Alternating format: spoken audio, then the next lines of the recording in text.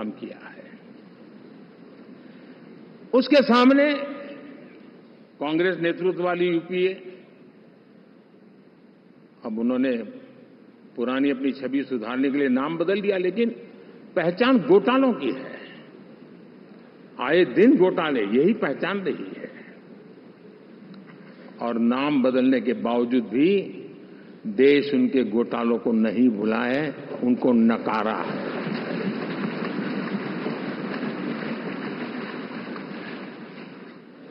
और मैं कह सकता हूं साथियों, इंडी अलायंस वालों ने एक व्यक्ति का अपोज करने के वन पॉइंट एजेंडा के कारण देश की जनता ने उनको ही ऑपोजिशन में बिठा दिया है।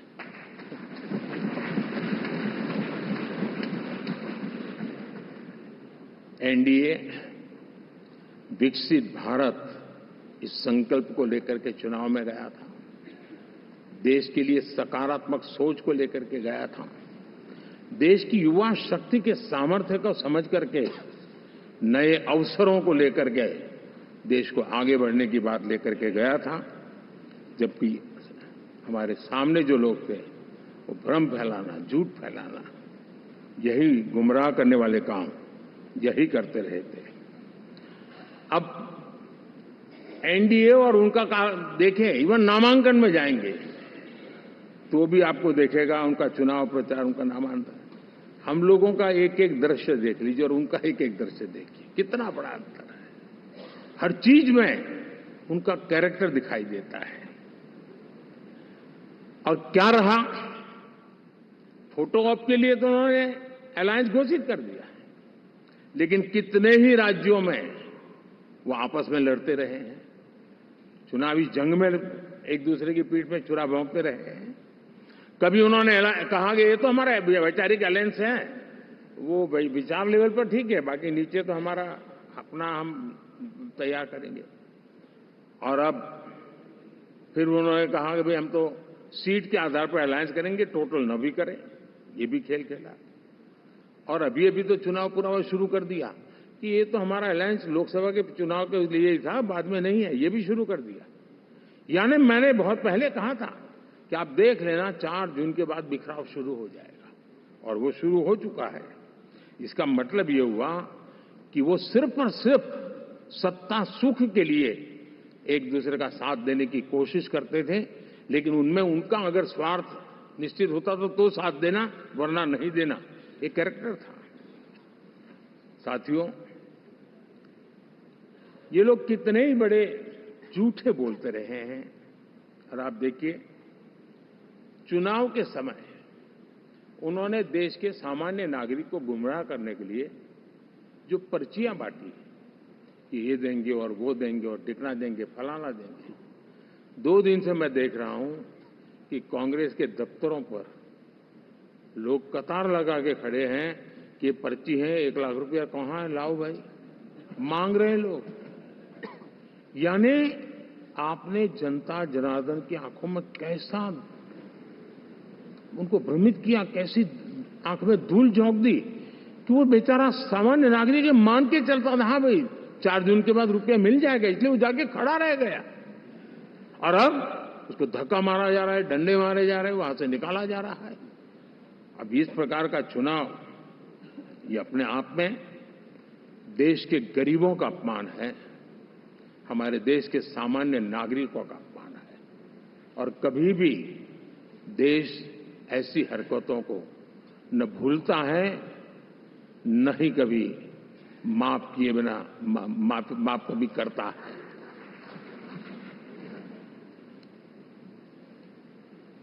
साथियों, हमारे लिए संतोष की बात है कि हम एक कमिटमेंट से काम कर रहे हैं। 10 साल में हमने 25 करोड़ गरीबों को गरीबी से बाहर निकाला है।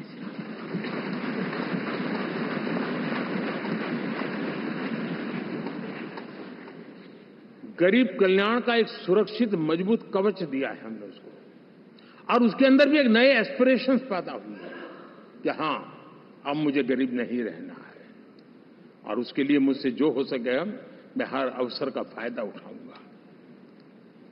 3 करोड़ गरीबों को घर,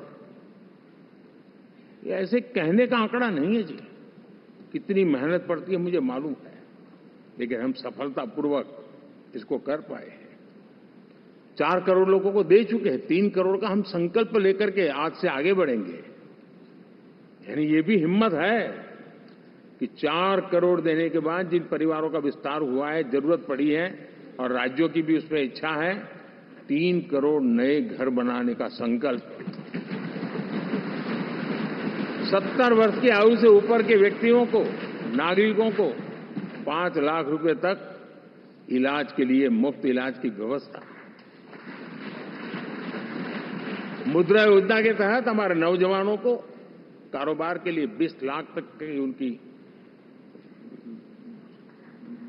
बैंक से उनको लोन मिले, इसकी व्यवस्था। ये मैं समझता हूं कि वायदा हमारे तीसरे कार्यकाल की एक गारंटियां, सब मैं अभी बताता नहीं हूं, लेकिन इन गारंटियों के प्रति हम कमिटेड हैं और उसे पूर्ण करने के लिए हम कोई कमी नहीं रखेंगे। साथियों, गरीब का सशक्तिकरण और मिडिल क्लास को सुविधा, ये हमारी प्राथमिकता है, क्योंकि मध्यम वर्ग अब इस देश का एक बहुत बड़ा चालक बल है। भारत की ग्रोथ स्टोरी में ये ऐसे ऐसे नए फोर्सेस मैं देख रहा हूं जो हमारी बहुत बड़ी शक्ति बनने वाले हैं, और इसलिए हम उस पर भी उतना ही, और मिडिल क्लास की बचत कैसे बढ़े, सेविंग कैसे बने, उसके लिए, उसके क्वालिटी ऑफ लाइफ के लिए हम क्या कर सकते हैं, हमारी योजनाओं का विस्तार कैसे किया जाए, हमारे नीति नियमों में बदलाव कैसे किया जाए, उस पर भी हम आने वाले दिनों में काम चाहते हैं। साथियों, पंचायत से पार्लियामेंट तक हमारी नारी शक्ति की सक्रिय भागीदारी, ये हमारा कमिटमेंट है। और हमने हमारे पिछले कार्यकाल में नारी शक्ति वंदन अधिनियम करके उस बात को हमने आगे बढ़ाया है, और वो दिन दूर नहीं होगा जब हमारे सदन में बहुत बड़ी तादाद में हमारी माताएं बहनें देश का नेतृत्व करती हुई दिखाई देगी।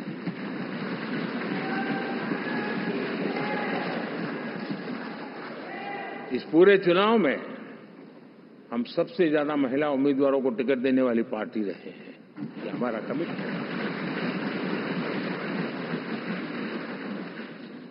हमारी महिला सांसदों को जो आशीर्वाद देश की जनता ने दिया है, मैं इसके लिए विशेष रूप से उनका आभार व्यक्त करता हूं।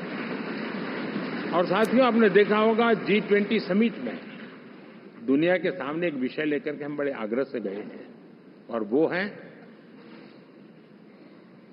Empowerment of women, development of women. इन सारी बातों को तो हम परिचित हैं। हमने एक नया शिफ्ट किया है और हम G20 समिट से भी इसको आगे बढ़ा रहे हैं, विमेन लेड डेवलपमेंट।